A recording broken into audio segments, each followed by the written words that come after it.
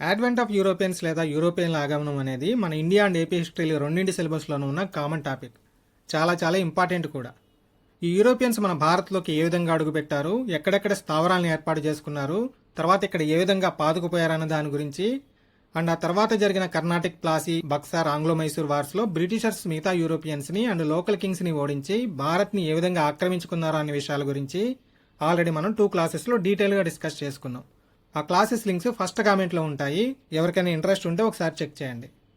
ఇకపోతే మనం చాలాసార్లు చెప్పుకున్నట్టు వీళ్ళు ఇండియాకి వచ్చిన ఆర్డర్లో ఏపీకి రాలేదు.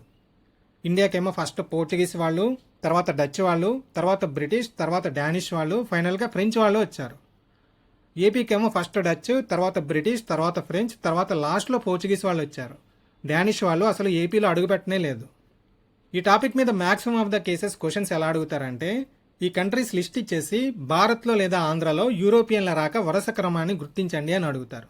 మనం ఎంత బాగా చదువుకుని వెళ్ళినా సరే ఆ టైంలో మనం ఇండియా అండ్ ఏపీలకు వచ్చిన ఆర్డర్ విషయంలో కన్ఫ్యూజ్ అయిపోతూ ఉంటాం. సో ఈరోజు ఈ ఆర్డర్ని ఇండియా అండ్ ఏపీలకి డిఫరెన్షియేట్ చేసి గుర్తుపెట్టుకోవడానికి ఒక చిన్న షార్ట్కట్ టెక్నిక్ని చూద్దాం. ఫస్ట్ ఇండియాకి వచ్చిన ఆర్డర్ ఏంటి? Portuguese, Dutch, British, Danes or Danish, French. వీటిలో ఫస్ట్ లెటర్స్ ఒకసారి చూడండి. పీడీబీడీఎఫ్. దీన్ని ఎలా గుర్తుపెట్టుకుంటామంటే ఫస్ట్ పీడిఎఫ్ అని గుర్తుపెట్టుకోండి. పీడిఎఫ్కి మధ్యలో బీడీ వచ్చిందని గుర్తుపెట్టుకోండి. P for Portuguese, D for Dutch, B for British, D for Danes or Danish, F for French. So ఈ పీడీబీడీఎఫ్ గుర్తుంటుంది కదా. ఇక్కడ మనకు వచ్చే ఇంకో కన్ఫ్యూజన్ ఏంటంటే ఈ నిమోనిక్లో 2 డీలు ఉన్నాయి. ఎగ్జామ్ హాల్లో ఈ పీడీబీడీఎఫ్ అయితే ఈజీగా గుర్తొస్తుంది, కానీ ఫస్ట్ డి డచ్ నా డానిష్ నా అని కన్ఫ్యూజన్ వస్తుంది. ఇక్కడ మనం గుర్తుపెట్టుకోవాల్సిన పాయింట్ ఏంటంటే డానిష్ లేదా డేన్స్ అంటే డెన్మార్క్ దేశానికి చెందిన వ్యక్తులు. వీళ్ళతో మనకి పెద్ద రిస్క్ ఏం లేదు. వీళ్ళు వచ్చేసరికి ఆల్మోస్ట్ ఇండియాలో స్లాట్స్ అన్నీ ఫిల్ అయిపోయాయి. సో వీళ్ళు ఇండియా మీద ఫోకస్ చేయకుండా చైనా మీద ఫోకస్ చేసుకున్నారు.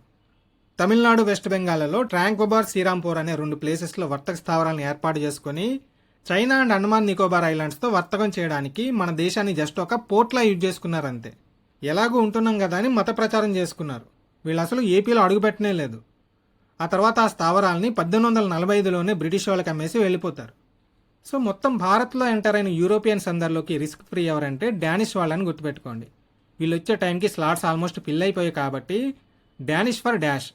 వీళ్ళు లేటుగా వచ్చారు అని గుర్తుపెట్టుకోండి. కానీ డచ్ వాళ్ళు అలా కాదు, వచ్చి రావడంతోనే ఏపీ మీద పడ్డారు. మన మచిలీపట్నంలోనే మొదటి వర్తక స్థావరాన్ని ఏర్పాటు చేసుకున్నారు. భారత్లో అడుగుపెట్టిన ఫస్ట్ యూరోపియన్స్ పోర్చుగీస్ అయితే ఏపీలో ఫస్ట్ అడుగుపెట్టింది డచ్ వాళ్ళే. సో పీడీబీడీఎఫ్లో ఫస్ట్ డి ఏంటంటే డచ్, తర్వాత బి అంటే బ్రిటిషు, సెకండ్ డి ఏమో డానిషు, ఫైనల్గా ఎఫ్ అంటే ఫ్రెంచ్. సో ఇంక దీన్ని ఎప్పటికీ మర్చిపోం కదా. మరి ఏపీ సంగతి ఏంటి? ఏపీకి డానిష్ వాళ్ళు రాలేదు అని చెప్పుకున్నాం. సో మిగతా 4 పోర్చుగీస్ వాళ్ళు, డచ్ వాళ్ళు, బ్రిటిష్ వాళ్ళు, ఫ్రెంచ్ వాళ్ళు ఏపీకి వచ్చారు. పీడీబీడీఎఫ్లో పీడీబీఎఫ్ మిగిలింది. మరి వీళ్ళు వచ్చిన ఆర్డర్ ఎలా గుర్తుపెట్టుకోవాలంటే ఇండియాకి ఫస్ట్ వచ్చింది ఎవరు?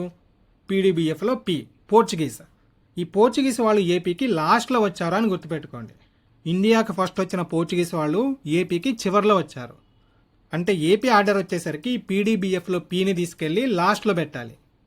సో పీడీబీఎఫ్లో డీబీఎఫ్ని ఫస్ట్ రాసుకుంటాం, పీని లాస్ట్లో రాస్తాం. ఇదే ఏపీకి వచ్చిన ఆర్డర్.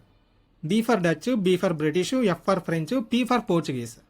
ఒకసారి ఈ వీడియో పాస్ చేసి పెన్ అండ్ పేపర్ తీసుకొని ఈ 2 ఆర్డర్స్ ఎంతవరకు గుర్తున్నాయో రాసి చెక్ చేసుకోండి. నెక్స్ట్ క్లాస్లో ఇంకొన్ని షార్ట్కట్ టెక్నిక్స్ చూద్దాం. All the best.